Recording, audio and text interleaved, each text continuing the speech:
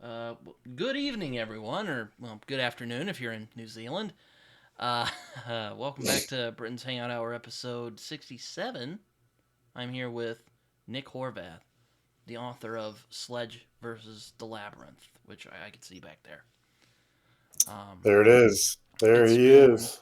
it's been praised by people such as Coy Hill, who I am acquainted with. Um, some other people. Beard of Darkness really likes it. Yeah, And man. also,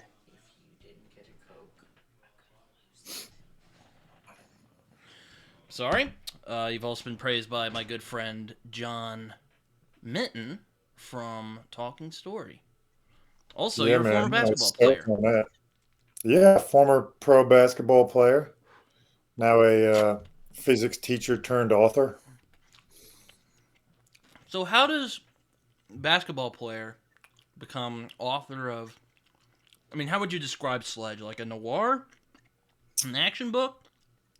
Yeah, action noir is the genre I've sort of finalized upon after really was chosen by the readers. I had a whole bunch of influences of but I've been looking for the I've been looking for this one book, for my whole life. I've always been a big reader. I've always had this dream of writing, but um, that book didn't exist. I wanted a modern day, larger than life sort of anti-hero, kind of like a Conan book set in the modern day, which didn't really exist. Jack Reacher is probably the closest thing, Mm. but we all know he's a wimp compared to Sledge. I mean, I haven't read Sledge yet, but I've heard mostly good things from people I know who liked it. So You're gonna have to get amongst, my man. Yeah, it's fast paced. It's relentless action. It's exactly what you expect it to be. Nonstop badassery, and it is also a mystery, which I hmm. am proud of how the mystery turned out. No one that I know has guessed the who's behind the labyrinth yet, up until the final reveal. So there's a challenge for you.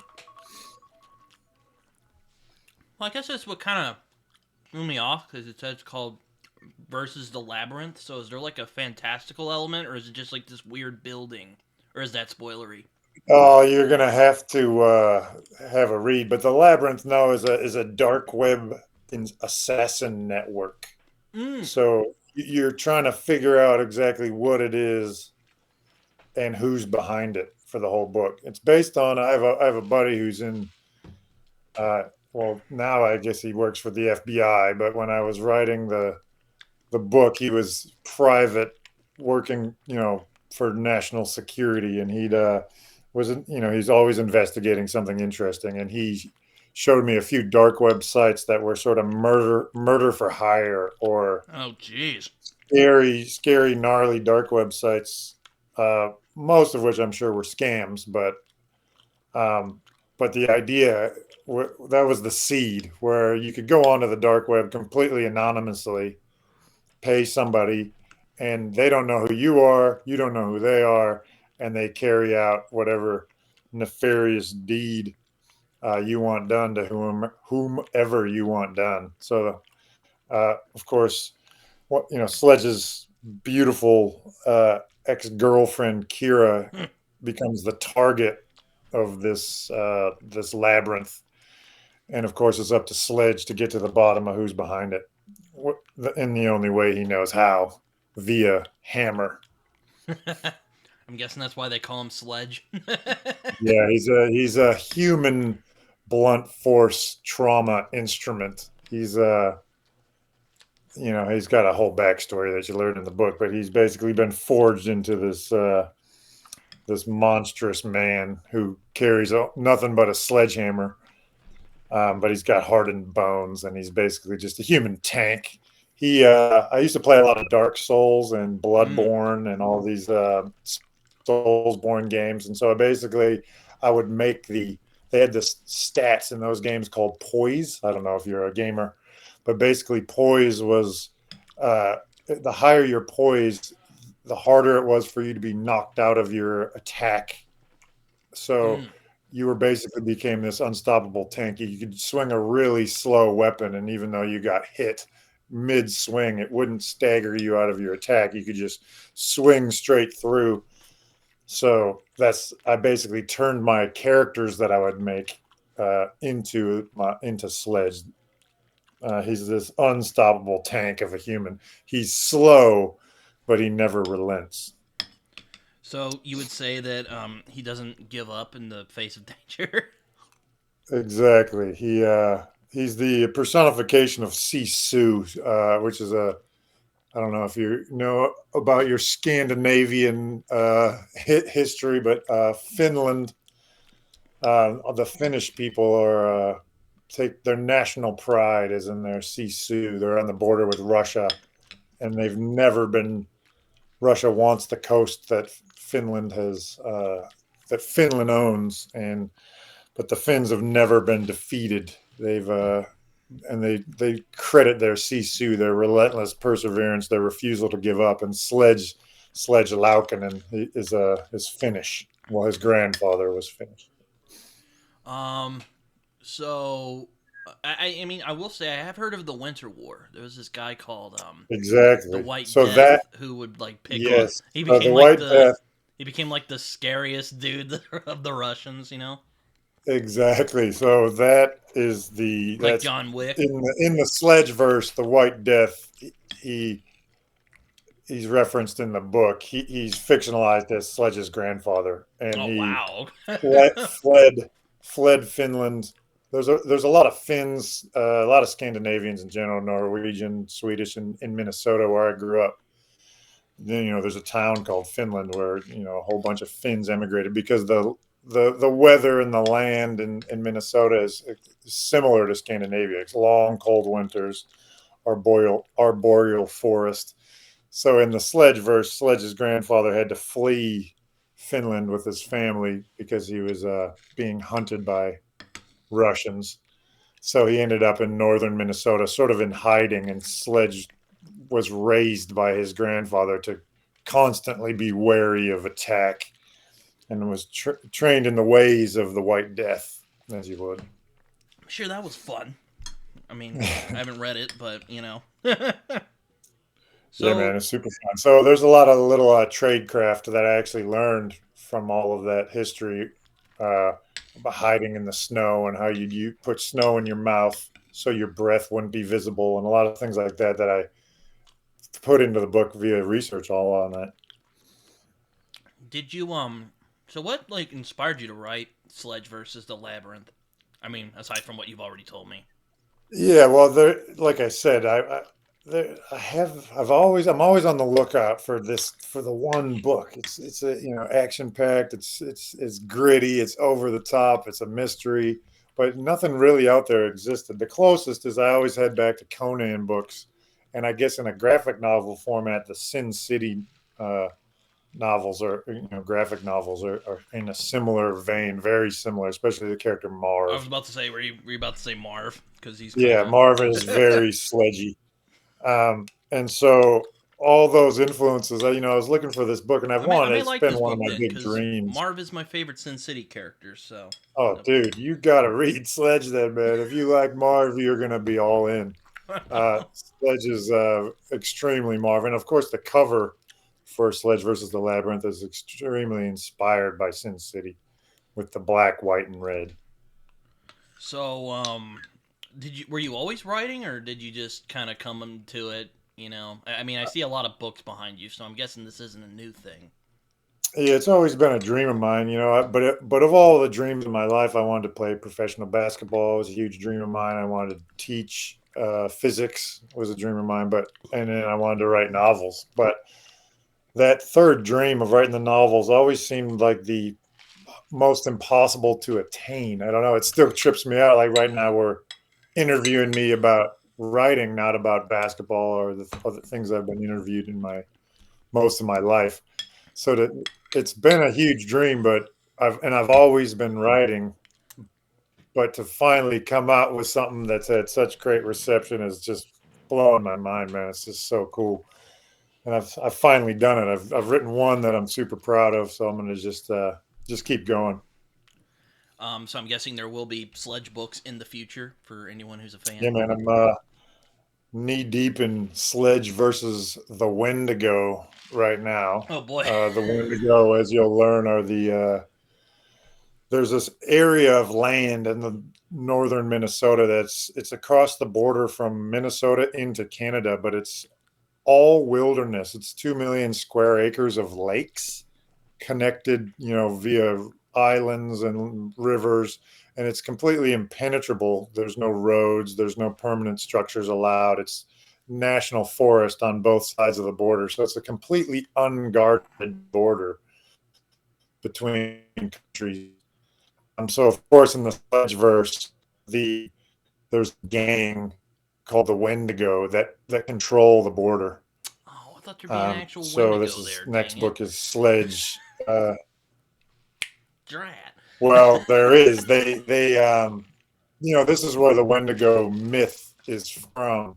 It's an Ojibwe folklore. Ojibwe, the Native American peoples of that land historically, and so yeah, the Wendigo, which is the winter cannibal demon, which is said to possess Hmm.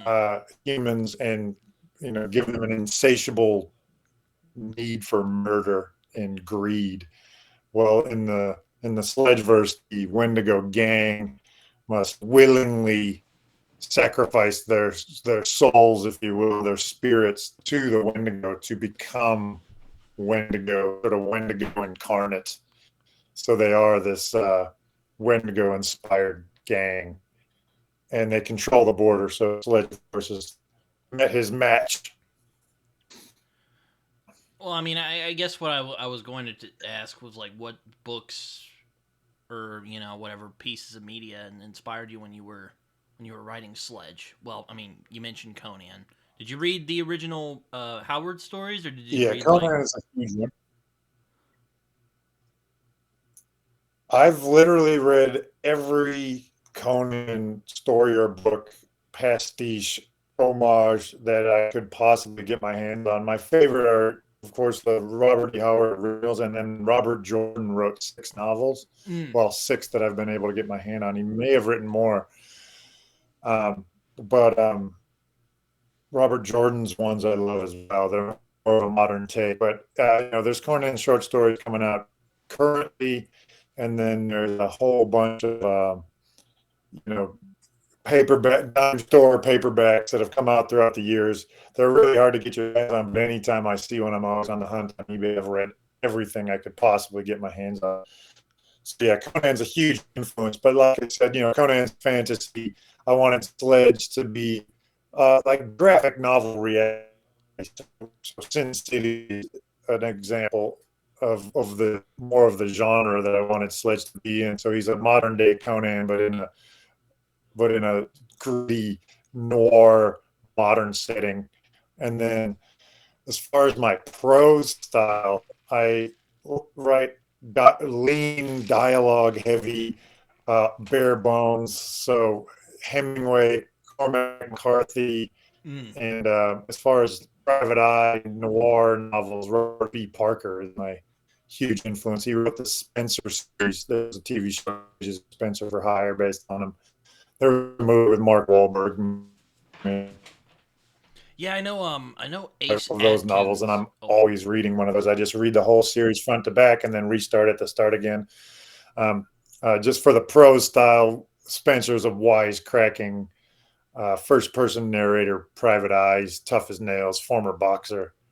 So I love those. So those are probably my main influences. yeah, I know. I know Ace Atkins, if I remember right. I think he continued Spencer stories. He did, yeah. I haven't actually read any of those, but yeah, he did. He continued the Spencer. Yeah, very good. He did. I've not read any of the. I feel bad as a noir fan for saying this, but I haven't read a lot of Robert B. Parker, at least not yet.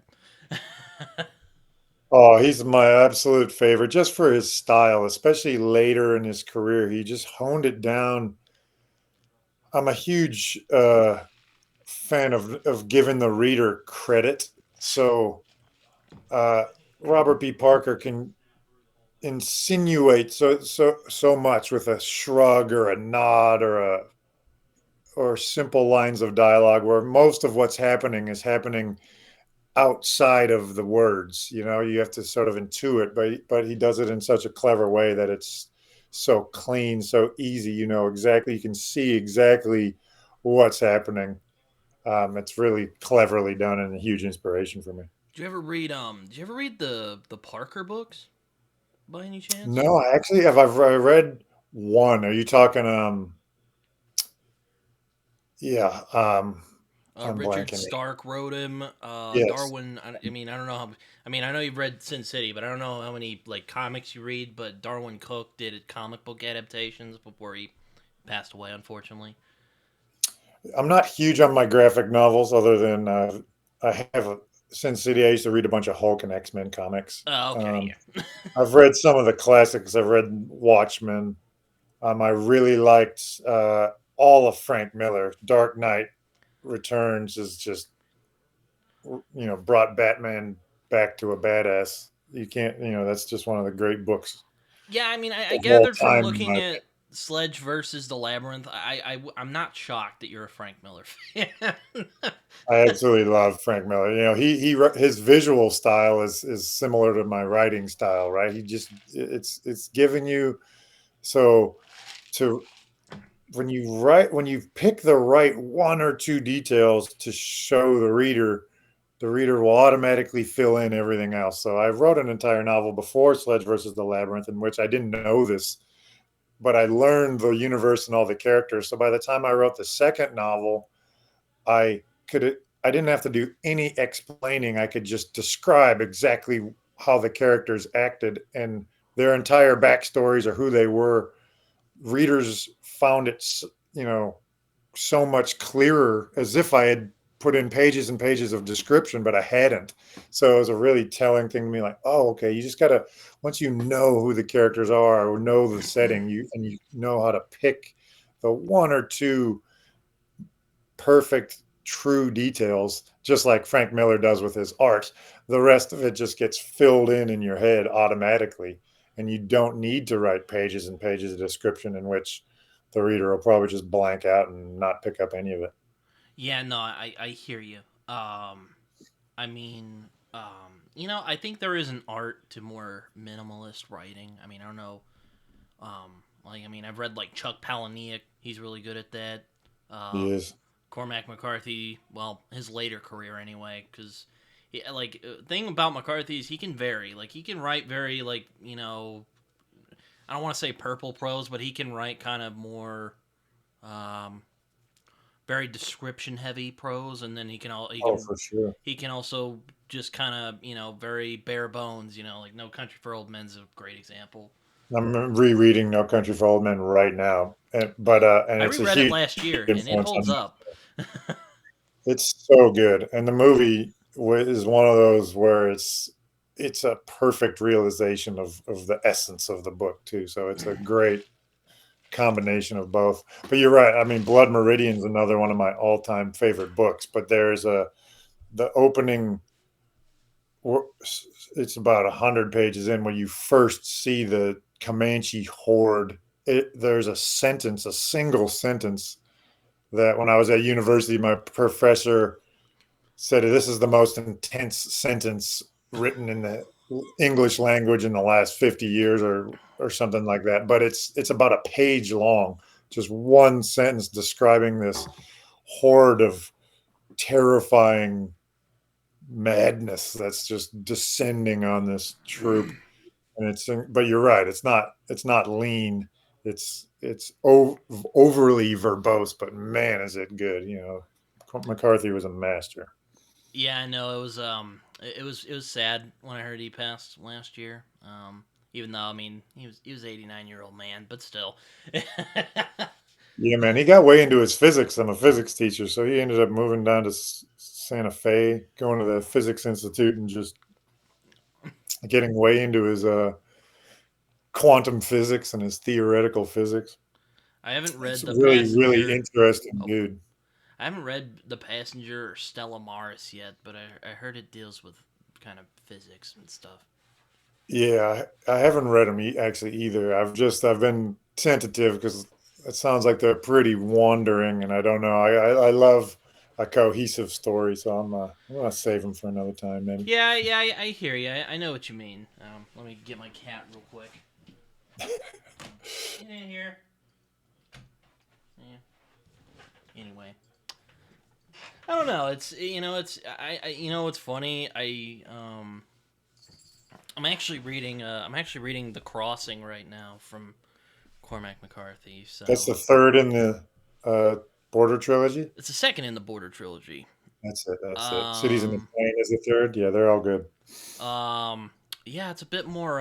It's a bit denser than I expected. So yeah, it's been kind of a Mm. slower read, but it's McCarthy. So yeah. Yeah, he's great. I'm really, really strongly considering doing minimal punctuation for the next Sledge book. I just love the lean feel and look of no quotation marks. Um, sometimes he'll even just skip out on apostrophes. I love the feel of just like everything stripped away. This is as lean and mean as it gets. So I'm thinking about doing that for the next Sledge book. I'll print a version and I have a look at it in print when I get down to when I finish my next one. Yeah, I mean, I think I read No Country last year, because I was kind of going through a rut, and I'm like, you know what, No Country, I love that book. I'm gonna give it a shot again. I haven't read it in a while. There were some differences from the movie that I didn't remember from last time that I read it, because the movie and the book are very close. Yeah, there's just more in the book a little bit. I'm reading it. Like I said, I just rewatched the movie last week, and now I'm rereading the book. So funny. But you're right. There's just a little bit more. But again, he just picks like the one or two scenes. You don't need anything more. You fill in the rest in your mind. I just love the way he does it. It's just so good. But yeah, there's the whole scene with the 15-year-old hitchhiker girl, Mm-hmm. and the big long scene in the cafe right before he dies. And he dies off camera in both the book, Josh Brolin's character. I do think it's hilarious in the book though, when one of the cops is like, "Yeah, they said some failed," and he basically describes the whole thing. I'm like, oh Yeah. man. It's all done off camera. It's wild. Like he came out and then the guy had the girl and then he shot the girl in the head and then shot the guy and then the guy shot him. And then you just have no idea what's going on. And then you find out, damn, that's him.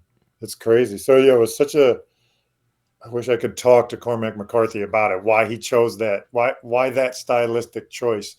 Because when you watch the movie, you're thinking that Josh Brolin is the hero. And then it's just yeah, it's such a crazy decision. It's wild to just have it'd be like in at the end of Game of Thrones if you just had Eddard Stark just die off screen. You didn't even get you didn't even get the scene where he's beheaded. He just shows up dead in the next scene. You're like, what? Yeah, that would have been interesting. I bet a lot of people would have gotten mad though. Yeah, for sure. Well, exactly. That's why it takes balls to do that. Cormac McCarthy just breaks all the rules, but he does it so ruthlessly. I love it. Yeah, no, I mean he was a one of a kind, as they like to say. Um, he's certainly missed. I'm reading The Crossing right now, and I'm like, okay, it's a boy and a wolf. This is gonna be great. And they shoot the wolf, and he gets to Mexico, and then some guy shoots the wolf, and you're like, now what is he gonna do? Exactly. And you can feel that that's how Cormac McCarthy writes. It's like it's yeah, he doesn't know where it's going, and it just goes where it takes him. So it, then you, as a reader, don't know it's where it's going. That was a huge help for me as a writer. I read a couple books, one called Reacher Said Nothing, where a guy just spent a year with Lee Child as he wrote one of the Reacher books. And so it's all these interviews in between chapters where Lee Child's like, halfway through the book, he's like, I have no idea where it's going. I don't even know what it is. I just got to go figure it out, And so he didn't know halfway through. And then another was Harlan Coben, who says he writes himself into a corner on purpose. So he puts in all these random clues and characters and events and things that he as the writer has no idea how they fit in. And then he has to spend the next 6 months unraveling it all and just have the faith that he can figure it out.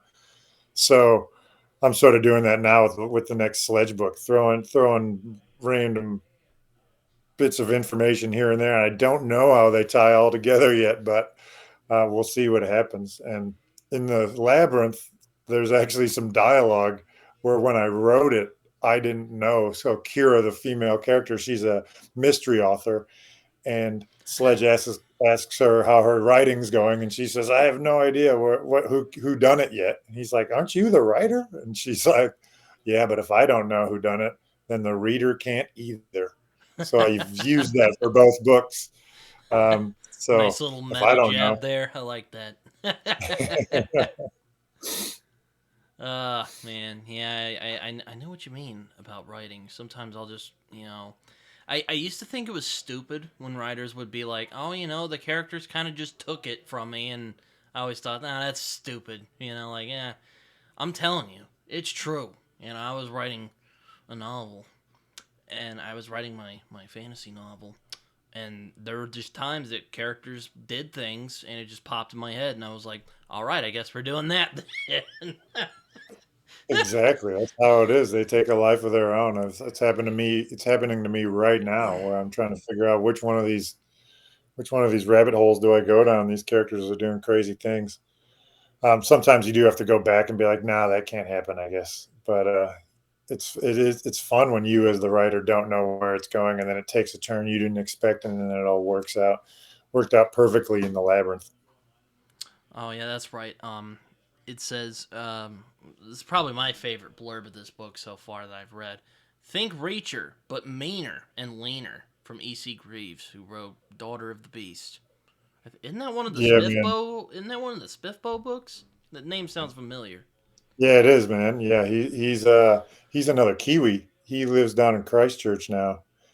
Ed Greaves. He's a great man. He's one of the first Sledge backers. I sent him a early version. He read an arc of it, and came back with that right away. Just loved it. He was messaging me as he was reading it. It was such a dream because at this stage, it's such a terrifying experience to have a book and put it out, and other people are reading it for the first time that I don't know. And he was sending me these messages like, oh, how excited he was at certain parts of the book. It was so damn cool. And then yeah, he came out with that reach. So I wanted Sledge as a marketing aspect to be, the tougher Reacher. So that like Reacher but meaner and leaner is right on the cover. The moment I got that quote, I'm like, I'm gonna use that one for all it's worth. Fair enough. I mean, yeah.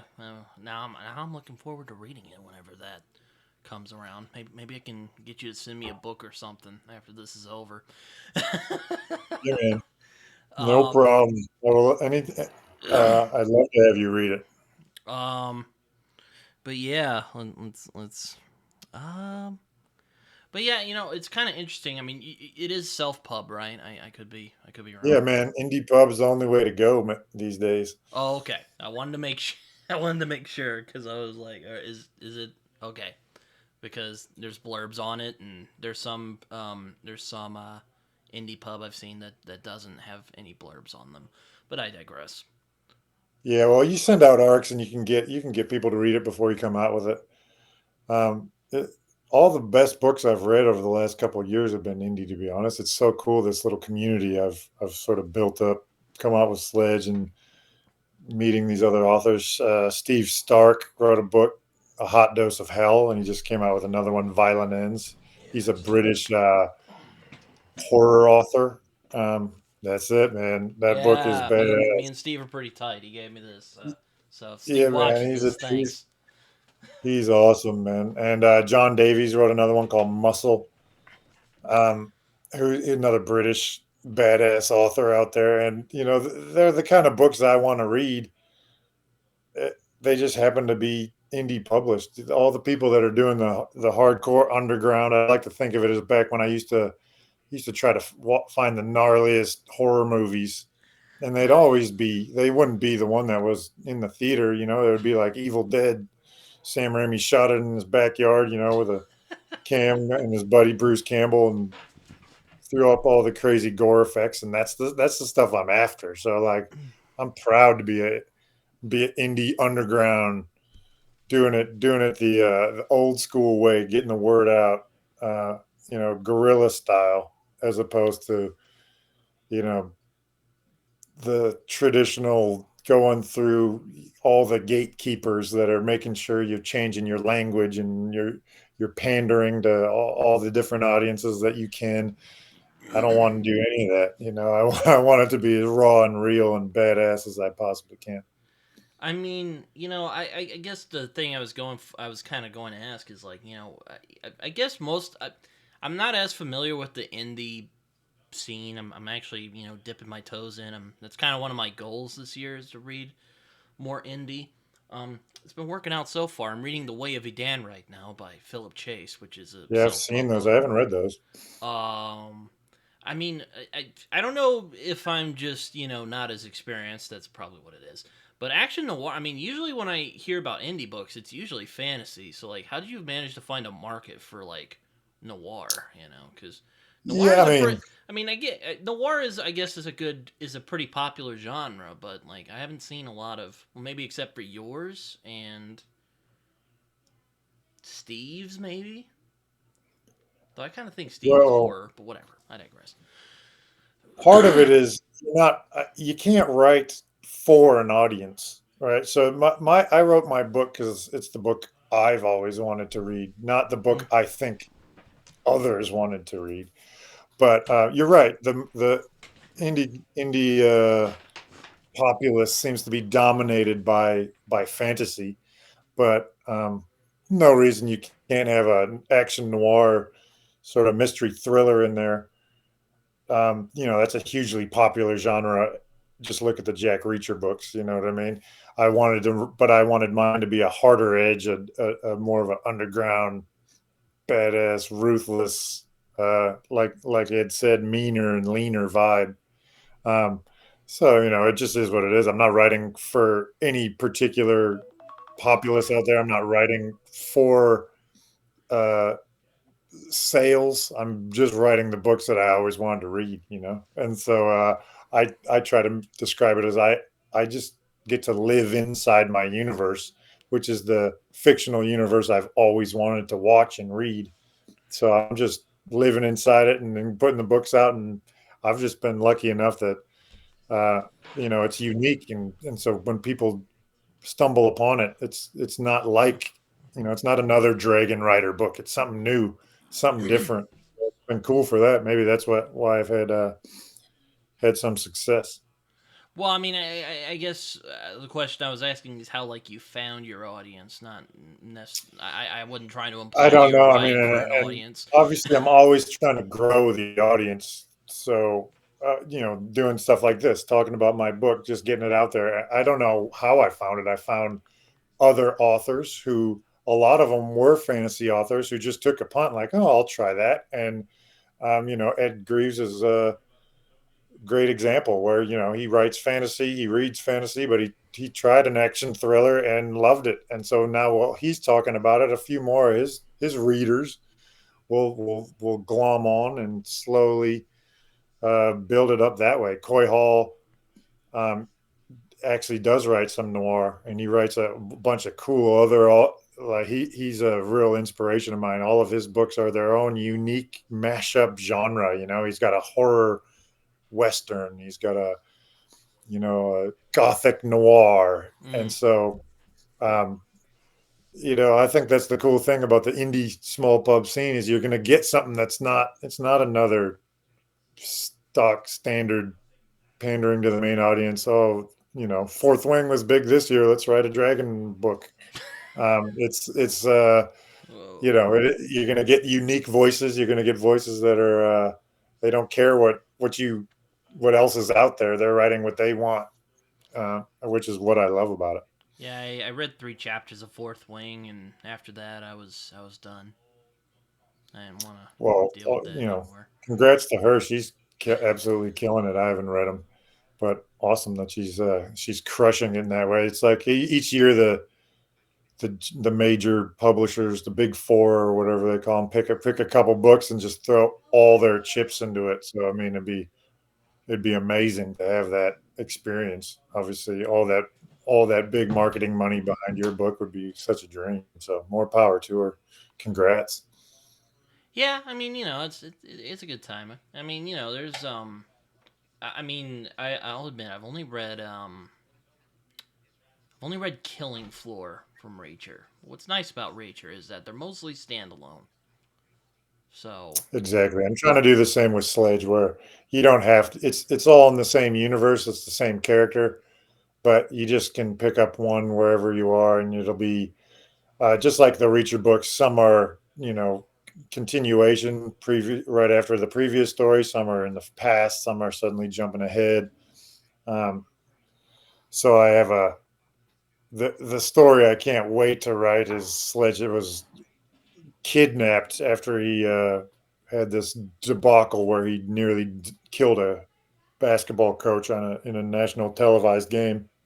He gets put in prison and then get kidnapped from prison and locked and shuttled off to Siberia, where he's locked in this prison where all the most ruthless criminals of the world are forced to fight to the death for the entertainment of the nefarious world leaders of you, the you world, really all the you rich and really elite. like the you so yeah, I'm guessing you really like the death room trope. I see.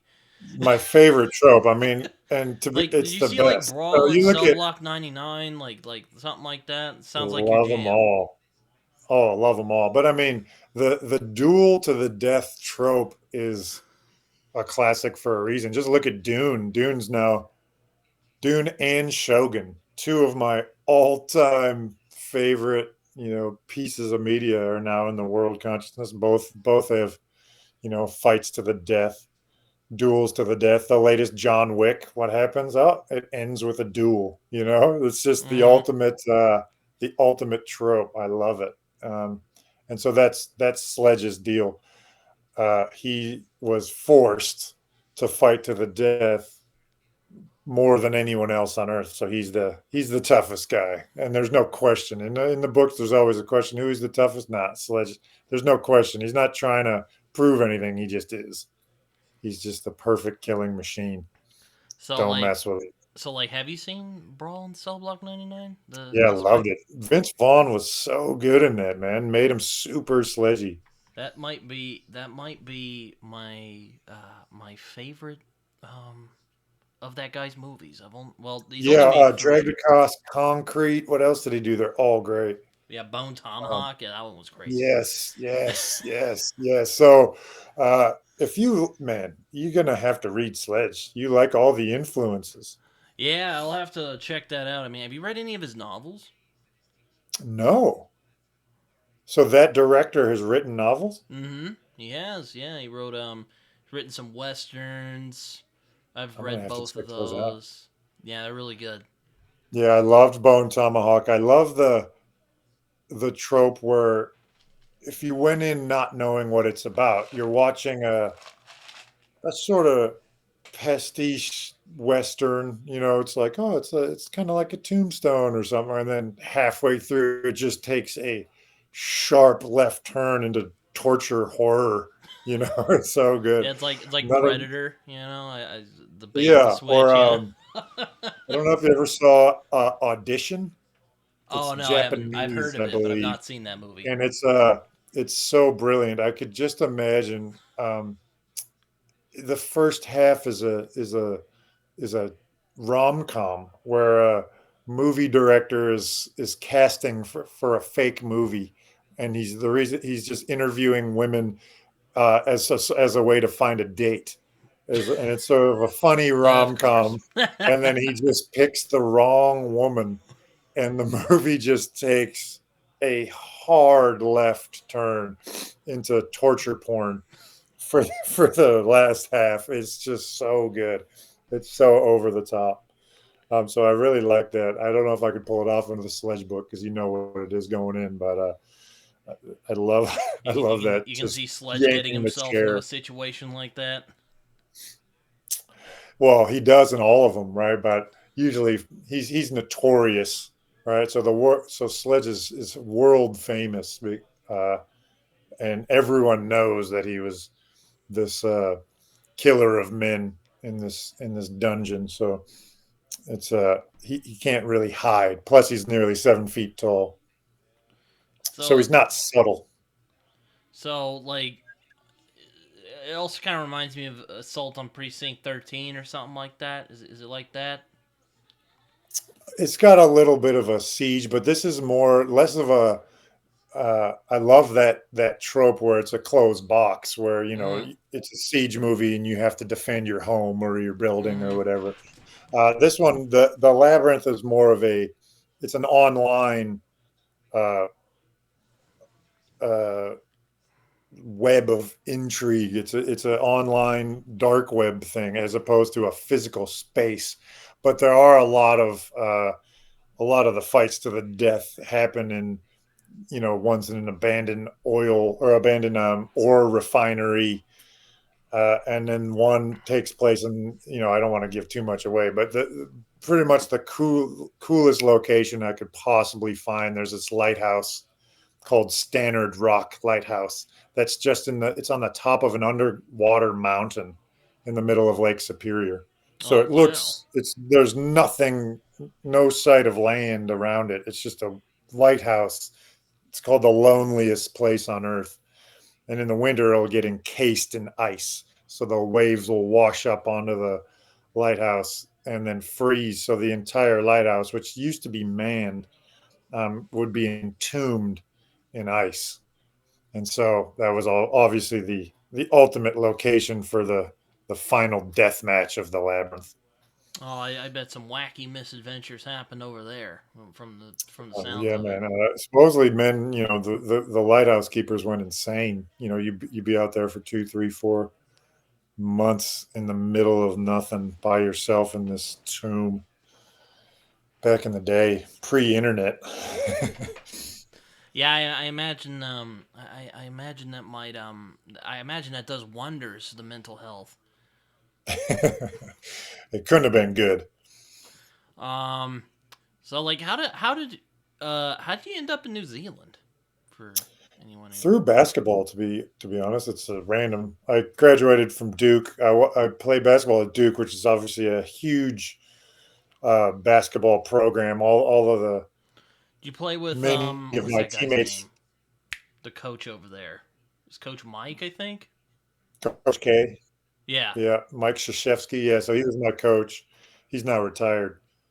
Um, but yeah, many of my teammates had long and illustrious NBA careers, but I wasn't that good while I was there. I was never really worked my way into the rotation. Never hadn't really figured out the game and how I could influence it yet.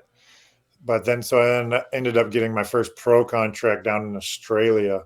So then, spent a lot of time just between Australia and here in New Zealand playing for different pro teams, which is how I ended up down here. It's a beautiful place, and now my girlfriend's from down here as well, or from up in northern America as well. She's from Nova Scotia. So of all places, the two of us met down here in New Zealand, but we have the same background. So it's cool to have a little slice of home here.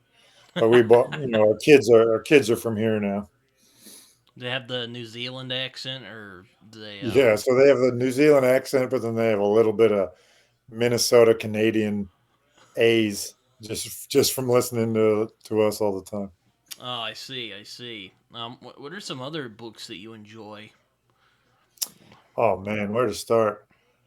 I mean, you mentioned I Shogun and love. Dune. Oh yeah, I love Shogun. Shogun is just as far as plotting, my it has the all-time greatest use of the hero was one step ahead the entire time trope, and they're doing a pretty good job in the show. Toranaga is, you think he's sunk, over and over again. But then he's always went one step ahead. So you're no, he's stuck, and no, he knew what was going on the whole time. I love that trope. So that was a huge influence. I would try to do that in the Labyrinth, where I'd write Sledge into a corner where as the writer, damn, I don't know how he's going to get out of this, and then I'd talk to people, think about it, and then, oh yeah, now this is how he was one step ahead. So that was a huge influence. My favorite modern authors, I love J.K. Rowling, obviously the Harry Potter books, but I love her Cormoran Strike novels, who she writes under Robert Galbraith. They're my favorite modern private eye. They're 1,000-page books, and she does not write lean prose, but her characters are just so clear. Um, I just absolutely love it. And she can do this thing where she can write the same scene from two different perspectives. So you get one scene from Strike's perspective, and then the same scene, but seen through Robin, the female sidekick's perspective, and the way that the two characters misinterpret the same thing Mm. just adds so much tension, and it's so brilliantly done. I'm just in awe every time I read her. I love Harlan Coben for his plotting and his characters. I could just read those all day. Um, I'm always, like I said, reading Robert B. Parker, rereading Hemingway, reading Reacher. I love horror, so I read. I haven't read all of Stephen King. He writes so prolifically. I almost can't read as fast as he can write. I know what you But I mean, love man. old school, like sort of '80s horror, and I love modern, more noir mystery. I do read some fantasy, but not a hell of a lot. I've read Malazan. That was a huge undertaking. Um, I love Joe Abercrombie. He sort of adds that gritty. He does action really well. There's a duel, again, a duel to the death in the third First Law trilogy book. That is, it's Logan Nine Fingers versus Fenris the Feared, Yeah, yeah, which yeah. I is this remember guy. that. He's got the tattoos on half of his body, and Hmm. tattooed side is impervious to pain. So he wears an armor that covers his unimpervious side. And so you're like, how is he ever going to lose? And it's a very clever way that Logan Nine Fingers finally takes him down. That's probably the best fight scene, best duel scene I've ever read. And I reread that a lot. Yeah, no, I mean, if I ever met Joe Abercrombie, which I don't know if that'll happen, but if it ever does, one thing I would definitely ask him is, would you ever write a noir book? Because I think he would do very well in that genre. Oh, it'd be so good. Yeah. He basically writes fantasy noir, right? Like they're gritty, they're dark. Um, yeah, they're awesome. I love his style. I was about to He say, does. yeah, in some ways. I mean, I guess the blade itself is kind of noir esque, with Yeah, they're just Magda. gritty. They're not stylized. It's down and dirty, and you're in the trenches with the characters. Yeah, I would agree. I mean, I finally completed the first Law trilogy last year. I enjoyed all of them. Then I read Best Served Cold, which I thought was pretty good, but I had some issues with it. Now I'm taking a break so far, so yeah, there you are. Yeah, I did much like you. I don't read a ton of fantasy. Fantasy is always such a huge undertaking, right? Because each book, usually it's a long series, and the books are so usually so long. You got to put in 10,000 pages to finish a series. I usually don't undertake that. I like lean, mean, fast reads, and I'm not a fast reader.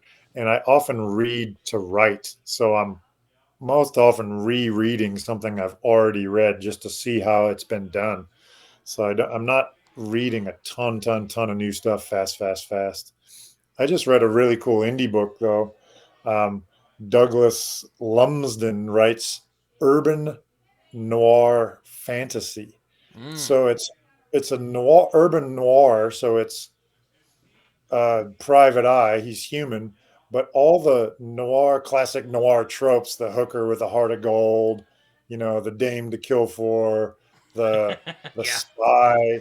They're fantasy tropes, so they're dialed up. So the thug, the henchman, the is a troll, 1,000-pound troll, and the spy isn't just a rat; he's a were rat. So he's a human that can turn into a weird rats. He can turn into a pack of rats and infiltrate.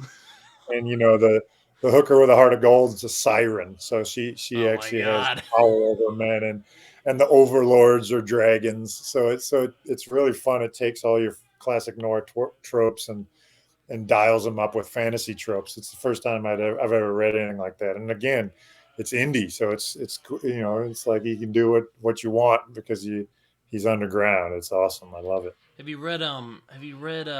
oh man, Dresden Files? Yeah, I've read the first couple of those. I've heard that's similar. I Repairman haven't read Jack. them yet.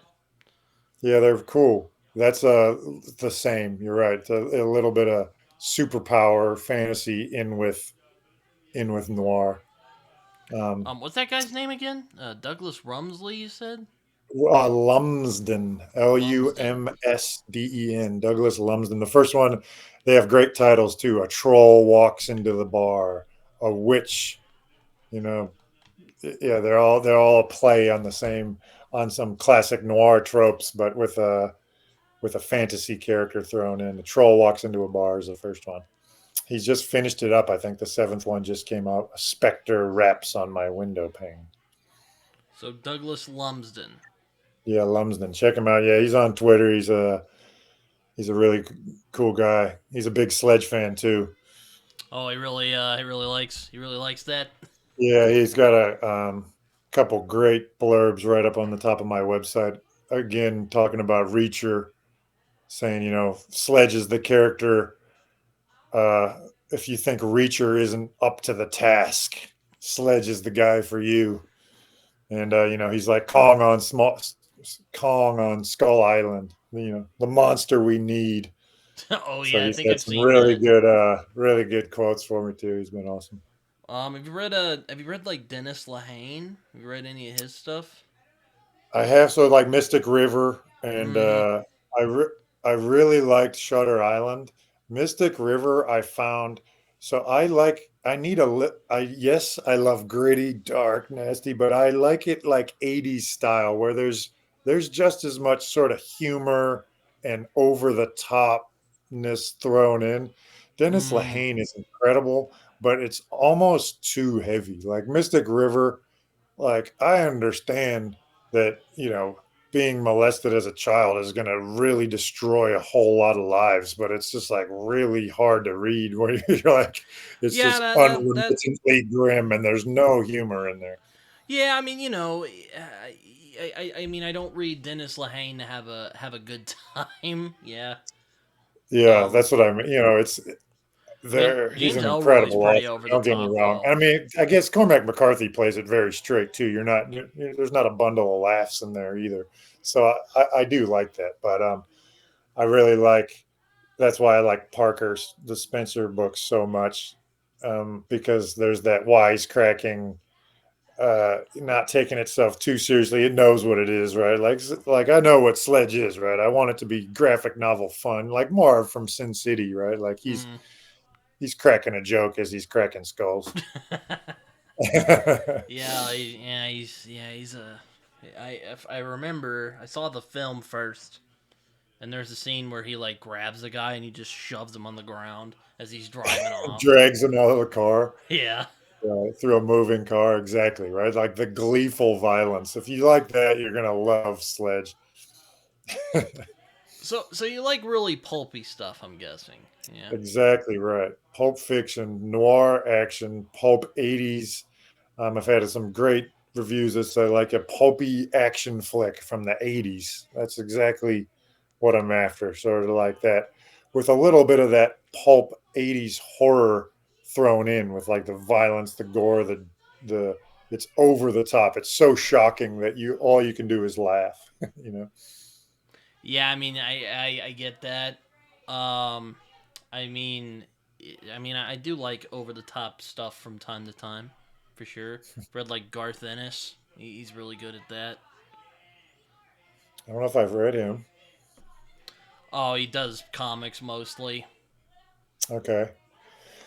Yeah, there's a line, right? So it can get to the point where it's too cartoony or too.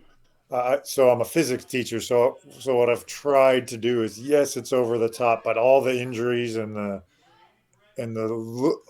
ludicrous damage that Sledge takes You want it to be are authentically over the top. are real injuries. Yeah. So I have a good friend of mine who's a doctor who's done some really gnarly stuff. He worked emergency in South Africa Oh, for a couple years, and the things he saw there were just so out of control. But he had a guy come in with a knife, just jabbed straight through the center of his skull, and he'd been shot up, but he was still alive. So damn! How did he they, survive that?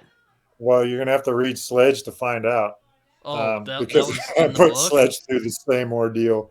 Oh I wait, actually have the X-ray. I have the X-ray of this guy with a wait a knife minute. So about that this really large. happened? True story. Oh my god, that's So all the the things that Sledge does is based on reality. I have another great book that was called Becoming Batman. It's a nonfiction book. And it's basically, could you, as a normal human in the real world, become Batman? Could you withstand what Batman uh, does? And it talks about, taking the falls and taking the damage. And there's a huge part in there about how Muay Thai kickboxers and old gladiators would harden their bones by microfracturing their bones and then letting them heal back stronger so they could take more damage, take more punishment. And so I took this to the extreme with Sledge. He's had this systematic hardening process that he's been putting himself through for the last 30 years. So the way he describes it is, when I punch you, you break. When you punch me, you break. Because he's so he's like, hardened. so he's He's like, made out of extra hard so he's bone. like Ivan Drago from fucking Yes, Rocky Four. Drago is a huge influence on Just Sledge. goes over, just. Yeah, he's just a human tank. Nothing stops him. He's just trying to mind his own business. But if you mess with him, you know, f around and find out. So, like, when they say he's a monster, like, do you mean like he's a bad guy, or is it just like he's just brutal? He's an anti-hero, so I try to leave it up to the reader whether he is bad, but he has been forced to murder so many people for his own survival that a lot of what made him a normal, sane human has been beat out of him. So I try to toe the line, but he does have a innate sense of sort of justice and right or wrong, but I do try to leave it a little bit up in the air whether he's a good guy or a bad guy. He's an anti-hero for sure. That was a huge, just like Marvin Sin City, right? Like, Mm-hmm. if you're dragging a guy's face across the concrete as you're driving a car, you know Or Bradley from Brawl and Cell Block 99 just fucking exactly right. cracks a dude's That's the face and exact then just. vibe I wanted. I want him to be a harder, meaner version of Reacher, right? Like, but he is, in this book he's doing a lot of this. He's risking his life to save the girl of his dreams. So there is still a spark of humanity in him, but she doesn't see it. She just sees him as a monster, but she's glad that he's the monster on her side. Yeah, it's a good point. So I imagine that Sledge is one of those guys. Like, he's pretty terrifying, but thank God he's on our side. That's exactly the vibe you're after, right? You get to be him, so it's fun to be the hammer. Oh, I see. I mean, um, what is the future for Sledge? Are you just gonna keep going, or do you have any other books you'd like to do? Or Yeah, well, I have a whole bunch in this universe. I just really like the character, and I've always like I said, I've always wanted to write this modern day Conan, and I could read Conan every day of my life. So my plan is to write at least three, get out a trilogy. Um, but I actually have already four that I've in my head are full stories. I have Sledge versus the Wendigo, which is the one I'm writing now, and then I have Sledge versus the Dead Girl, which I've already written. But when I wrote it, I hadn't formed Sledge quite as cleanly, so it was a little more me and a little less Sledge. So I'm gonna have to go back through that. That's a prequel, and tweak it and change it. And then I have Sledge versus the Pit, which is his ordeal in Siberia. And then um, I have this idea that when Sledge was raised by his grandfather in the North Woods of Minnesota by this man who was on the run, who knew that the Russians would be coming for him.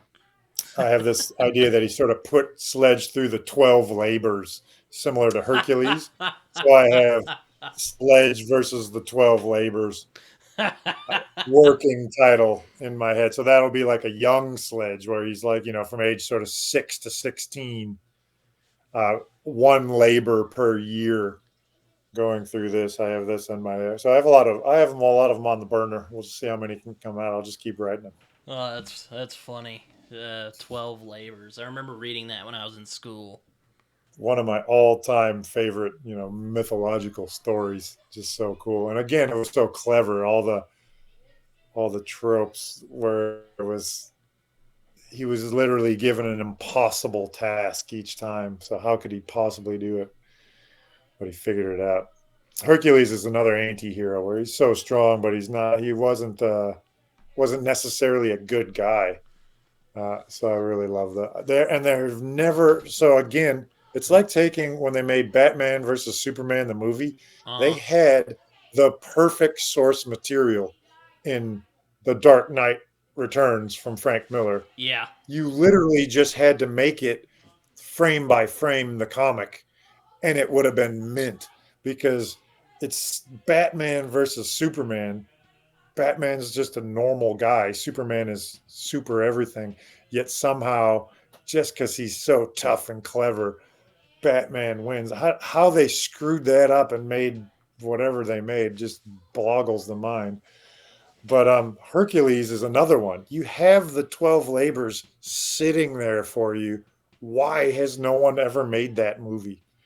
Could They've be a made show Hercules even. movies Like, before, but they've never made the main Hercules story that is just perfect there. It would make the best movie they could make in a the show out hands of that of the too. right Like director. 12 episodes for all the.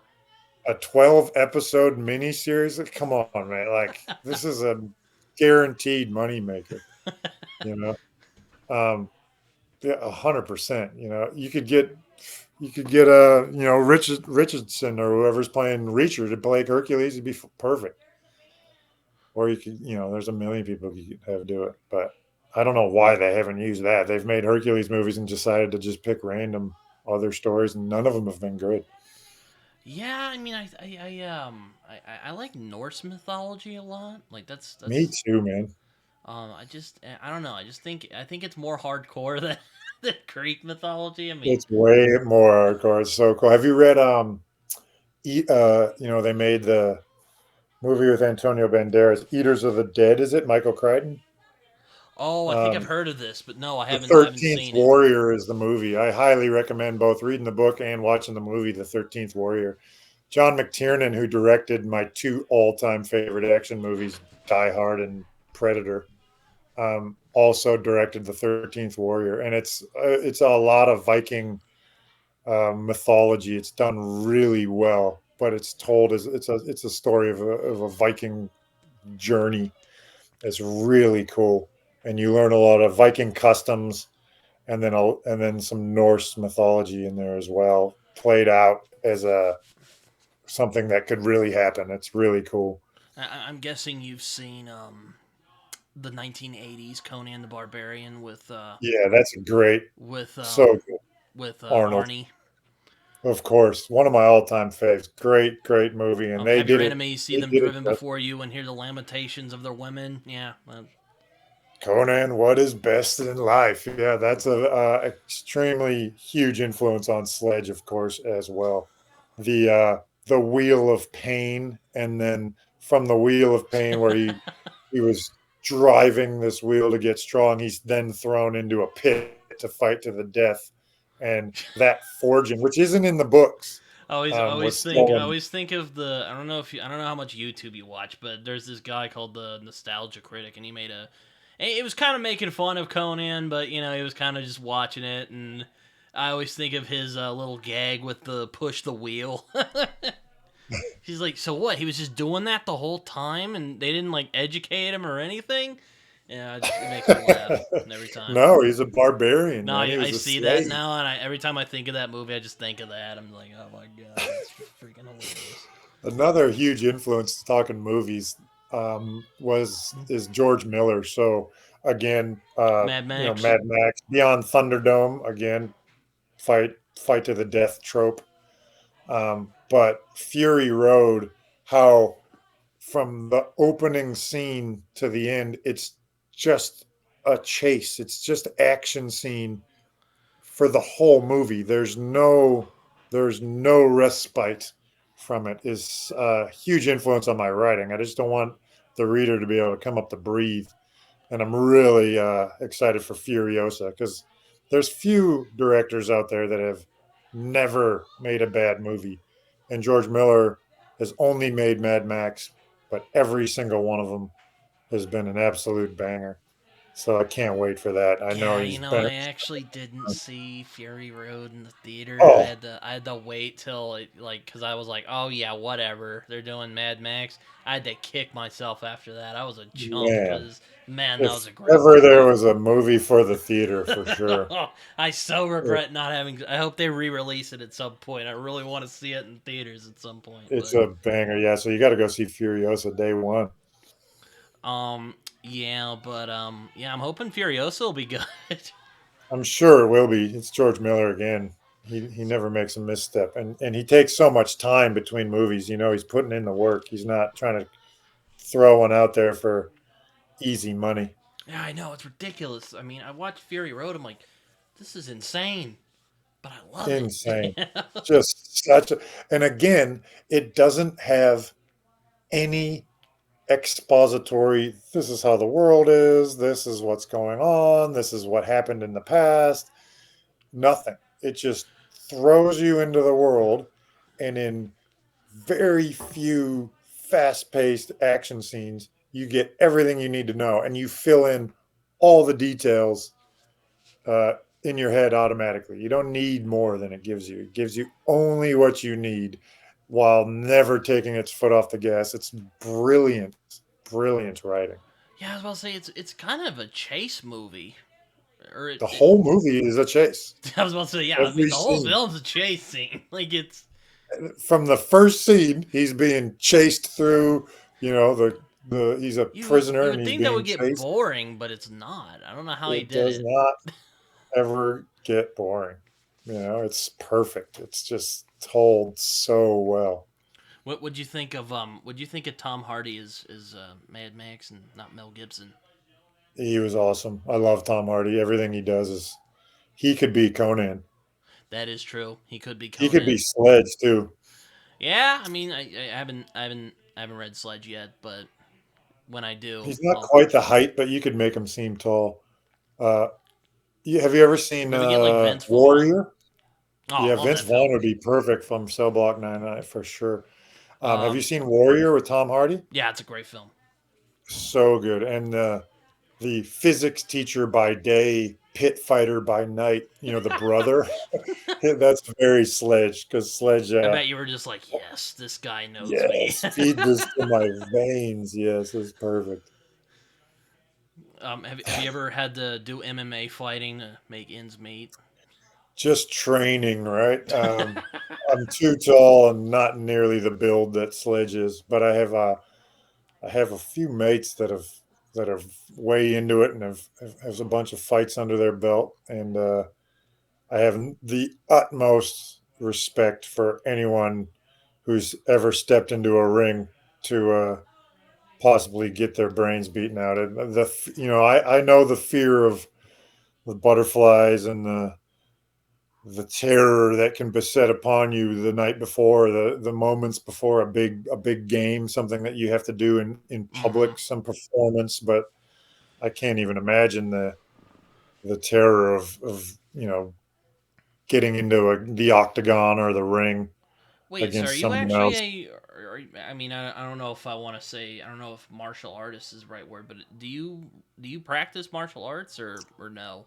Well, only for fitness. When Oh, I okay. when I was living in Australia, I had a good mate who was a Muay Thai kickboxer, Hmm. and I'm long of limb, where so for all the styles of martial arts, the one that is sort of built for my body type would be Muay Thai. So I trained a lot of that, but just for fitness. I tell the story where I'd been doing it pretty hardcore for a few months. Started thinking that I knew what I was doing.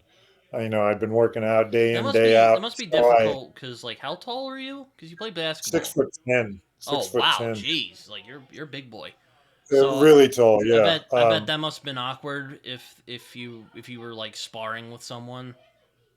A hundred You percent. just like And so like tower my over them. knees and elbows, and I had a long reach. My front kick was pretty lethal because I could keep people away with my legs. But I I decided, I was like, okay, I think I'm ready. Let's have a round where you just don't hold back, and I just see what it's like. And it only took one round kick to my. You got me right above my right knee, Oh, this guy and my came to play. whole body just went. No, my whole body just exploded in agony, and I just was like, nah, I can't. This, again, the That guy Muay was Thai, fighting for his it's the life. battering, it's the battering time. You just Oh, have to, let. Basically, it's like giving someone a baseball bat and just saying, just beat on me, just beat on my shins, on my legs, on my forearms, just beat on me all you want, and I'll just learn to withstand it.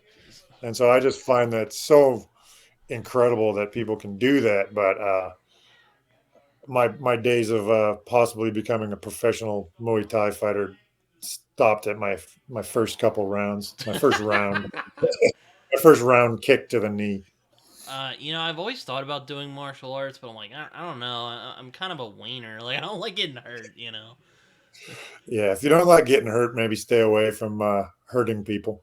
Yeah, no, yeah.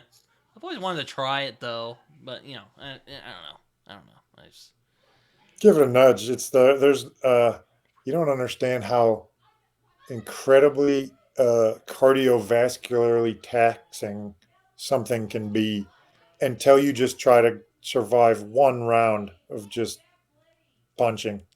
It's just three. It doesn't seem like, oh yeah, 3 minutes of bouncing around and throwing punches and trying Oh, to I bet it not get feels like hit. forever when you're actually in there. Honestly, it's like, if you haven't done it before, it's the hardest thing you've ever done. Your heart feels like it's going to explode out of your ears.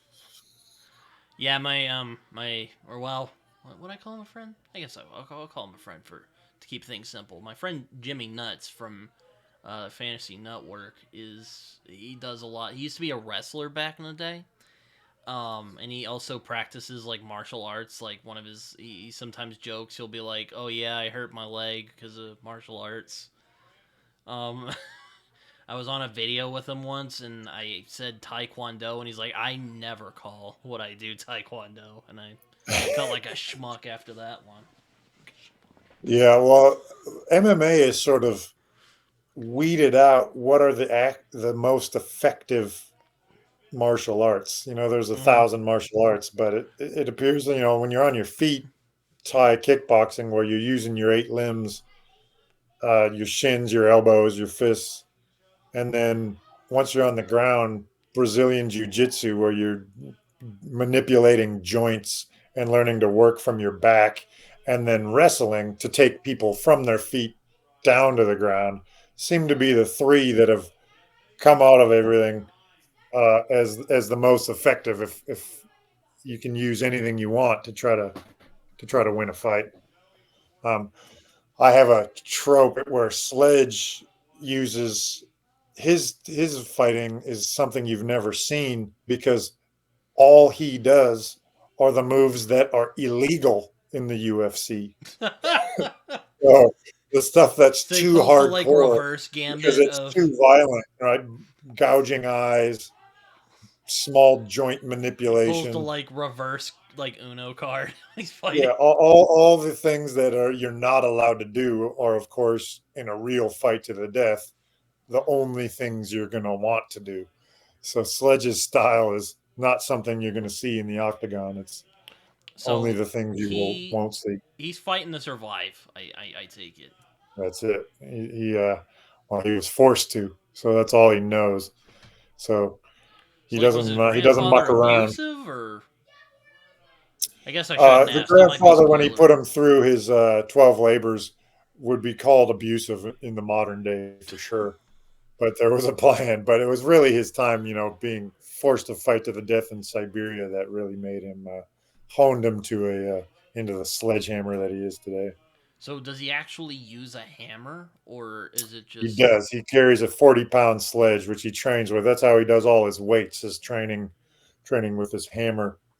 And so the thing that sets him apart in terms of strength isn't what you'd think. It's all in his wrists and his grip strength, and in his core. So I had a former basketball player who's now the head coach of the New Zealand national team, mm, Pero Cameron, who's the strongest human being I've ever encountered in real life. So I played both against Pero and with him, mm. and he was so strong, but his strength wasn't.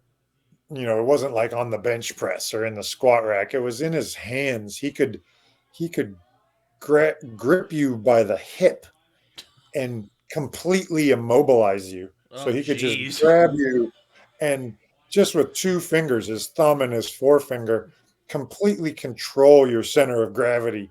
So Sledge has mastered this. He uses it in the labyrinth to, he can just using little moves here and there and his tremendous wrist and forearm strength from wielding his hammer, Yeesh. um, take down anyone he Oh wants. my god.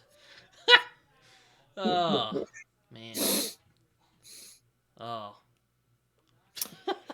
I'd love to have a crossover like I don't know if you've ever seen Godzilla versus Bambi, where it's I have not heard just of an this. old short film of Bambi, and then Godzilla's foot just comes down and stomps it. It's about a 3-minute movie. Oh jeez. Yeah.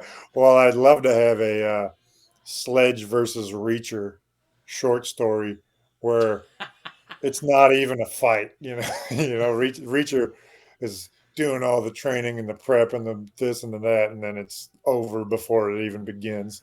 Sledge just stomps him in an instant. So what? He just like walks over, punches him, and then he just Yeah, like it's just and then he just one hitter quitter. Yeah, it's just like the scene you ever see. It wasn't a great movie, but they did a great job with the opening fight, the opening duel. Again, a fight to the death was the movie Troy, mm, where Brad Pitt plays Achilles. mm-hmm. So he's fighting the giant spear chucking huge tank, and he just runs up and gives him the one hit down through his clavicle with his sword and walks off, and the guy just collapses. I love that trope. The other one they did really well was the can't remember what Indiana Jones. I think it was the Last Crusade, and the story goes they had this huge sword fight choreographed, and the guy brings out the huge saber, and he's looking all terrifying. But then the weather was turning, so Spielberg was like, "Well, maybe we should just have him pull out a gun and shoot him." So as the guy pulls out the huge saber, and you're expecting this huge drawn out fight scene, and then And he's like, Indy just man, pulls out his bang. gun and plugs him, and it's over. I love that trope too. So a lot of Sledge's fights, they're not drawn out. They're not big long affairs of 30 pages. They're over before you begin. You mess with Sledge, you're messing with the wrong So like, well, guy. how do you make him vulnerable then? You know, it's kind of Well, you're Kind gonna of. have to read the book, Well, but yeah, okay, yeah, I should have but that's expected the that. challenge is, of course, the levels are gonna have to stand up higher and higher and higher. So I literally try to put them in Did you literally the get like most Fenris the impossible. Feared in there? No, I'm kidding. Yeah, I just try to move him into the most impossible situations. Woken up, and he's strapped to a chair, bolted down, and about to be tortured. He's injected with all these drugs that are, truth serum and a nightmare inducer and all sorts. And how the hell is he possibly going to get out? Yeah, it All the also kind of cards are reminds me stacked. of I don't know if you ever, I don't know if you're familiar with this film called Hostel, and it's like these guys stay at this like weird. It's a hostel. It's like a hotel. I mean, I'm sure you know what it is, but like, and it's like some like then it turns out like the hostel is like this sadistic, Exactly. Yeah, Eli Roth movie. So again, Eli Roth more of a cabin fever guy. I made mean, I that like. movie. Yeah, I love that flick. And again, the gore and the terror of it was just so over the top. Another influence on Sledge again is it's all done in the movie. They have like this behind the scenes network. They're like texting, and it's just again rich guys who can just pay for the ultimate thrill. So when Sledge was in the pit, the people that would pay would watch him die, not get to do the killing. But again, same trope and a huge influence on Sledge. That Yeah, I movie. was about to say, kind Yeah. of just from the sounds of Sledge versus the Labyrinth, it kind of just sounds like these like rich guys get off or whoever it is get off on watching Whoever people is fight. behind it, yeah, who is behind it? Yeah, exactly. That's a huge Sledge trope is the uber elite who are going to be paying for the ultimate thrill. They've literally bought anything. So you're what are you going to spend your money on? You're going to try to find the ultimate thrill once you've done all the coke in the world and paid for all the high end prostitutes and gone to Epstein Island. What's left? You know. Jeez. Well, usually it's whatever Sledge is embroiled in. Hopefully, you haven't gotten like death threats or anything. Like, how do you know Yeah, this? I have not yet, but I like throwing in where all of the characters you can almost see their real life modern day counterparts more or less. Mm. Just sort of nod as you can in everything really. The nefarious leaders, the uber elites that are have more money than they know what to do with, so they end up just trying to find the ultimate thrill. The greatest game. Yeah, That's it. Yeah. yeah. Yeah. I mean, it sounds like a fun book, or maybe demented fun. I don't know. Demented fun is a perfect way to describe it. I mean, I think I first heard about you from Matt from Beard of Darkness. Yeah, man, he's been so cool. I feel so bad for him. He's been in the hospital with some real health troubles, but I think he's getting out soon. Yeah, if I remember right, Um, and I could be wrong. I think he has like Crohn's disease or something. yeah, I don't know. I don't want to. I don't know all of his details, but it sounds like he's been in there for quite a while. He's been in the hospital for about 3 4 weeks now. But Yeah, like I remember he was in there for a while, and then he got out, and he was going back to doing it. And now he's back in for some reason. yeah, Hopefully man, he's all it's got to right. be rough. That sounds horrible. But fingers crossed. Sounds like he's going to be back soon. He's such an awesome man. He's so great for the indie author community. He's such a hardworking dude. He's on every night interviewing another author, and he's been so good for Sledge, building up my readership. It's Well, been I hope just he so is. awesome. I hope he isn't like burning himself out. I mean, I know burnout's a real thing. Yeah, 100%. I mean, burnout as an author is a real thing. It's hard living in your own head for so long, and I always think back to John Steinbeck while he was writing Grapes of Wrath. He took all these journals and he's constantly writing in his journal. It's all crap. It's a dumpster fire. I'm hopeless. I'm useless. I can't do any of this. I'm going to give up. I'm going to throw it in the bin. But lucky he stuck with it. So I'm constantly reminding myself of this because sometimes, you're picking up that old rag. It's hard. It's a hard thing to do. You don't know where it's going. You don't know if it's any good. You just got to keep forging ahead. So I just got to keep putting my sledge hat on and never giving up, just like him. I don't know if you felt this, but I'm writing a western novel right now, and I've been kind of stuck. I guess it's been like this for a while. I don't know if this has happened to you while writing. You're writing a Sledge versus the Wendigo right now. Yes. That's it. Like, have you felt that you're just like writing it and it just feels like crap, and you're just like, "Ugh." All the time. All the That's good time. to know. That's good to know. I'm I've loving written, it. I've written so many thousands of words and then gone back. They're all there. I My writing process is not linear, so I had to write a whole book that I had to force out before I could then write the Labyrinth, where I learned all the characters. So I'm constantly like getting stuck, not knowing where it's going, rehashing it. No, maybe it's this. So it's a literal daily thing, and I think almost all authors go through it. I think as you go on, as I get my second one out, my third one out, hopefully that'll happen less. But it's a daily thing with me for sure.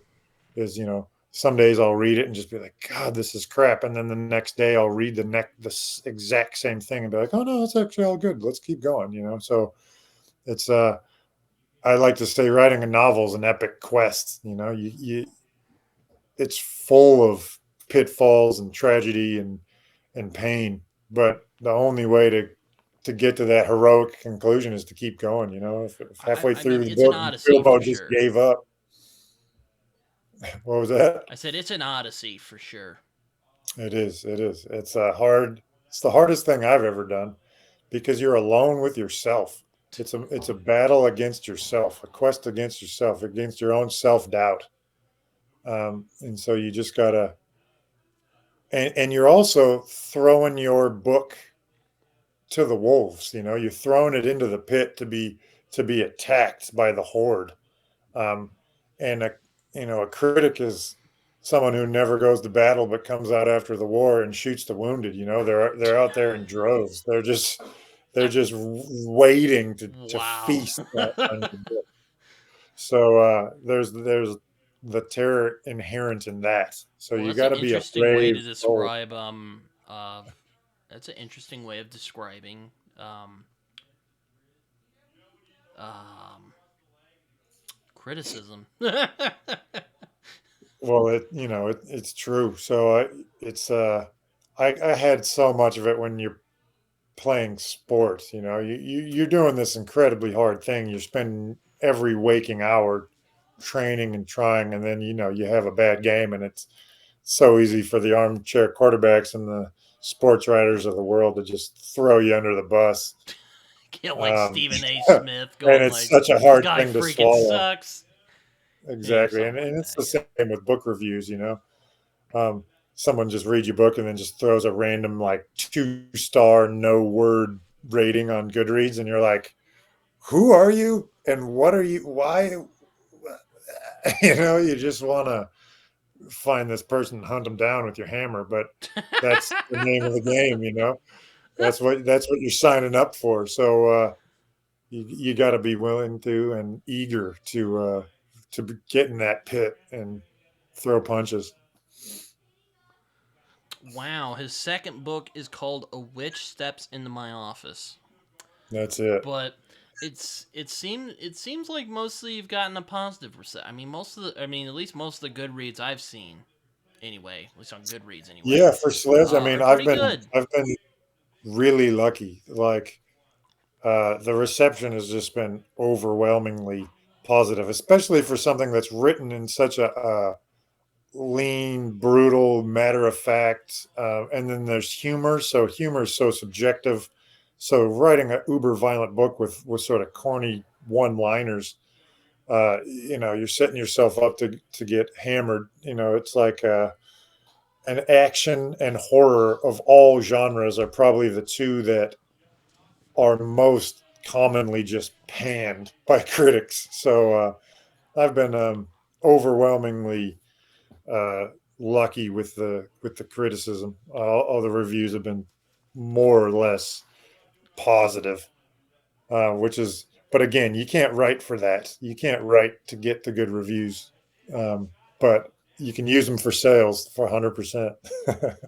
Have you read like Jim Thompson? Because like you mentioned what you said earlier, and I read this book called The Killer Inside Me last year, and No, I haven't read that. it's very much like that, very straightforward, blunt. Like he like there's a scene where he just shoots a guy, and you're like, okay, that just happened. I had that reaction a lot. All So right, the killer inside me, Thompson. Jim Thompson, yeah. All right, I'm gonna have to check that out. I'll check that out after this. I'm always on the lookout for something in the genre that is also written in a style. Um, I love the post-apocalyptic, uh, just like The Road, I Cormac can I McCarthy. can So see you it so now. you're Sledge versus the apocalypse. yeah, something like that. Yeah. You should do So like a I've you should do like a weird alternate universe where Sledge is like up against like zombies or something. That would be great. 100%. Or I love the I just started I just started reading them the Joe Ledger series Oh where yeah, yeah, yeah. it's Mm-hmm. it's taking science, but it's a little on the edge of science fiction where there's like a super soldier serum or a little bit taking science and then jumping it that one more step as opposed to being a space opera. So I'm sure there'll be a Sledge book where it has, it might not be zombies, but I loved how The Last of Us took something real like cordyceps and said, well, cordyceps, the only reason it can infect humans is because of the human body temperature, but after global warming, suddenly it can cross over. So it just takes that one Have you little played the game extra or step with the have you just science. watched the series? Yeah, I played the game and watched the series, and both were exceptional. Oh, I was about to say I only played the game. I love it. It's one of my favorite The games of all time. series, oh, the game is so good. One thing they missed from the game that was so good is the terror of breathing in the spores, so having to have your gas mask, Well, unless and you're then Ellie. yeah, and then the creeping, the Oh, the but so they did the some of the creeping scenes great, but of course you couldn't have your characters having to wear gas masks the whole show, so they took the spores out. But the writing in the show is top notch. That show is really really good. Perfect casting, and every episode is excellent. I I would guess it highly kind of. recommend watching it. I guess it kind of. I guess I was kind of rubbed the wrong way by the fact that they decided at the beginning to explain the cordyceps. I'm like, I kind of liked that though because they just did it in the one show from the 50s, and they did this one opening scene, and I like the way they did it. Like cordyceps can't the human body temperature, but if it could, say Sledge the Earth versus got the warmer, cordyceps. and it instantly put a shiver down my spine. Like, oh, okay, that could happen. So I really like that aspect of it, taking science that one extra step. Yes. I've done that a little bit in the Labyrinth. I probably will do it in the future where there's like a little, it's verging into a little bit of science fiction. So, is he going to fight a minotaur anytime soon? I probably won't cross straight over into fantasy. Oh. But you never know. But yeah, you wrote the labyrinth, so I had to ask. There's a minotaur in the labyrinth. I gotcha. David Bowie's not in there either. Oh, or well, I guess I'd expect that. I still haven't seen Labyrinth with David Bowie. Believe it or Oh not. man, that was a seminal movie of my childhood. When I watched it, I was in the movie theater in Harmar Mall with my parents. I was young, and there was a tornado warning. So we were Oh, watching the Labyrinth. The lights came on, the sirens came on, and in the movie theater, the entire theater got emptied out, and we got ushered into the basement of the mall till that's the freaky. tornadoes passed. Then went back to watch the rest of the movie. So I have this this memory of the movie and the terror of this tornado um, warning and going down and evacuating. That's just this indelible memory of that movie in my mind. So it was just a seminal movie of my youth. It's a musical, but it still holds up. I watched it a couple years ago with my kids. It's pretty damn good. So, Young Jennifer Connelly. so why'd you decide on a labyrinth? Did you just think it was cool, or I I didn't have the name for it, but I wanted the idea that it's this impenetrable dark web maze. So you can, you're given these dark web codes and you go to the page and there I wanted the whoever's behind the labyrinth to always be one step ahead. And you as the reader and as Sledge, you have no idea where you're being led. So I didn't have that name. It was actually my buddy Rich, the doctor, who previously mentioned um, worked in South Africa, who actually gave me the name. He said, "Well, what kind of about the reminds me of Saw labyrinth?" 2. You know, with that Very house. similar. Yeah, very very similar. Again, the Saw again has that gritty, grimy terror where you're trapped, and whoever set up the trap, Jigsaw, is always one step ahead. So very similar. Oh, interesting. I'll have to. I mean, I like those first couple of Saw movies before they just went off the rails. Yeah, I haven't. I've only watched the first couple, and I heard one of the recent ones was actually really good, but I haven't watched it. Yeah, I heard that as well. I haven't seen that yet because like I don't know. I like Seven a lot, which is Seven is the perfect because it didn't cross over into too, I don't know, over the top. It kept it so grimy and gritty. Man, that's one of the all time great noir horror flicks. And again, the trope of a list.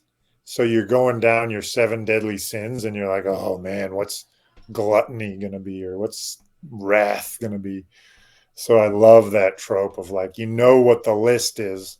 So what's coming next? I do that in the labyrinth where you're given this list of horrible crimes as you descend the depths of the labyrinth. So you know which one's next, and you're like, oh my god, what's coming up? yeah. I mean, I guess the one part that sticks with me in that movie, well, aside from the ending, is the emaciated guy who they think is Oh, dead, and then oh and then shit, he he's alive. jerks awake. Yeah, that one was so terrifying. Yeah, that was a really horrifying scene. And then it got one of the just most brutal gut punches of an ending of all time.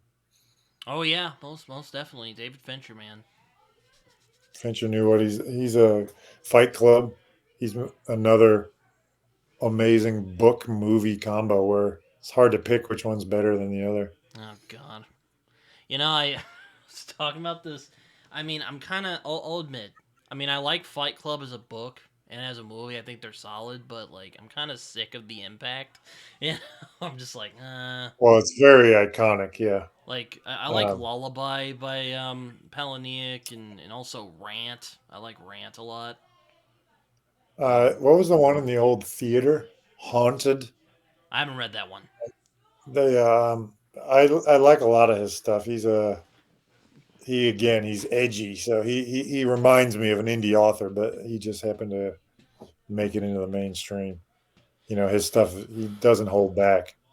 Yeah, I read a book called Knock 'em Stiff earlier this year. I think you might like it. It's about a bunch of hillbillies out in Knock 'em Stiff, Ohio, and some of the crazy stuff they get up to. I'll have to check it out. If you haven't read Donnybrook and the Savage by I don't think I've Frank read that. I've Bill, never even heard of that. it's the same trope. Donnybrook is a backwoods brawl, and then the Savage is immediately preceding or afterward, and it's just after the the the grid goes down and the dollar falls. So there's it's just basically the world's descended into chaos, but it's the prose is Wait, what's it just called again? so good. So the first one's called Donnybrook, Frank Bill, Bill, and the sequel is called The Savage, and it's one of the characters Oh wow, Donnie is Brook. It's carryover one word. character. Interesting. Yeah, Donnybrook, one word. It's so good. The prose, like as far as the Huh. writing, he uses verbs as nouns, and the way he writes, the way he words is so visceral and just hardcore. I just absolutely love his writing. Yeah, And here's the knock 'em stories, stiff. So Malcolm Stiff. All right, I'll have a look. yeah, This sounds awesome. Sounds right up my alley. I was about to say yeah. It sounds like Sounds a something. lot like Donnybrook. Yeah, it sounds like something you would like from what I'll we've check it talked out for about so sure. far. And I'll check out Jim Thompson as well. Yeah, it's I thought knock 'em stiff was pretty good. Also, Palahniuk liked it, so I'm like, all right, yeah, I'll take that. I do that too. If there's one of my favorite authors that say they like something, I'm probably going to dig it. My dream would it be to have, Lee Child, Stephen King, and Harlan Coben, and all have a quote on the front of a Sledge book. Yeah, I like American Psycho as well. That one's Again, man, yeah. Any book book. that you The have to be book and the 18 movie are to both buy, really good. I just it's kind of tough to pick which one I like more. But yeah, it was kind of like I what you said love them. about Fight Club earlier. I feel that way about American Psycho. It's like, man, I don't know what. Yeah, American, but yeah, you're right. The movie nailed it. Christian Bale was so good in it, and it's just so over the top. But the book is so ruthless. Um, I love both. No Country for Old Men's another one. Perfect movie, perfect book. Um, can't fault either. The Road also has really good adaptation, or at least I Which like. one? The Road I thought had a really good adaptation. Yeah, Viggo Mortensen was great in that. Yeah, such a dark book. God, true terror in that book. I remember a few scenes in there where I was just truly like my heart was racing. It was so good. Yeah, it's a good one. I actually had a friend of mine and I who we did a buddy read of it, and yeah, or well, he did a read of it, and I kind of read it along with him, and it was fun. It was a good one. Or well, I don't know if "fun's" the right word to describe that book, but it was fun reading it. Yeah, it's a great book. Yeah, I don't know what that is. It's the same as Dennis Lehane. Sometimes something so unremittingly dark is still somehow fun to read. It's because you don't have you know you're not in it for real. Or like James Elroy. Have you ever read James Elroy, like L.A. Yeah, Confidential? yeah. Again, great noir, but yeah, unremittingly grim and serious. I don't know. I mean, James Elroy has gotten up on stage and called people panty sniffers. So I mean, there's some over the top stuff in there. Well, that's him in real life. That's amazing. I can't believe that dude's in like his 70s now. Anyway, I mean, but yeah, L.A. Confidential. It's a good book and a good movie too. Yeah, great flick, great noir. What else? There's always more to check out. Yeah, man. Well, I'm glad you gave me a couple recommendations, and I hope you check out Sledge.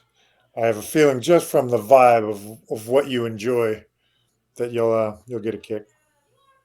Well, I mean, I don't really know what else much to talk about, but thank you for being giving with your time, though. I'm glad we finally got together. Yeah, Because man, this has been so cool, man. I remember I put out like, hey, in because I asked a friend of mine, I'm like, how do you know all these indie authors? I'm like, well, just go out there on Twitter and like say something, and they'll flock to you. And I'm like, all right, fine. So I said, if any indie authors want to come on my show, hit me up. And you were like the first one who's like, yeah, I'll come on. So yeah, we Heck finally yeah, did. man. Well, again, as an indie author, we are our own marketers. So stuff like this is how you get the word out. So thank you for having me on, man. It's been cool. Well, I mean, if you have any social media you want to share, feel free before we get going here. Yeah, pretty easy, man. Sledge versus books. So Hmm. that's me on everywhere. IG, Facebook, and Twitter, and TikTok at Sledge versus Books. VS Sledge versus Books. You know, that's does it work? When you have a TikTok, you just like show your book and just go read it. To be honest, my girlfriend runs my Instagram, and so usually it ports over straight to TikTok. So I don't do TikToks, but somehow I have followers on there. I just have uh, reels and Instagram things that get ported over Oh, okay. into TikTok. Yeah, I Because I don't know. was I was thinking Yeah, just like you. I don't know if you ever watched Family Guy. There's that episode where they're like hanging. It's like this commercial, and the guy goes smoke, and then the kid's like screwing around, and he's like, "You smoking yet?" Something like that. I don't know. Except it's with a yeah. book. To be honest, I'm too old for the TikTok world, but there's a lot of people that are selling books through it, so it's on there. Hopefully, maybe Sledge will catch a reader or two there. But I if don't you even really need like to find me, TikToks. I mean, I'm on Twitter. I am also on Twitter or X or well, whatever they call it nowadays. But anyway, thank you for coming on. I appreciate it. This was Yeah, man, fun. it's been a lot of fun, and I've got some awesome recommendations. It's been cool spreading the word of Sledge, dude. Thank you so much. All right. Well, I hope you guys enjoyed this episode of Britton's Hangout Hour. Check out Nick at his Twitter and Instagram and his other social media. Uh, until next time, take care, everyone. Peace.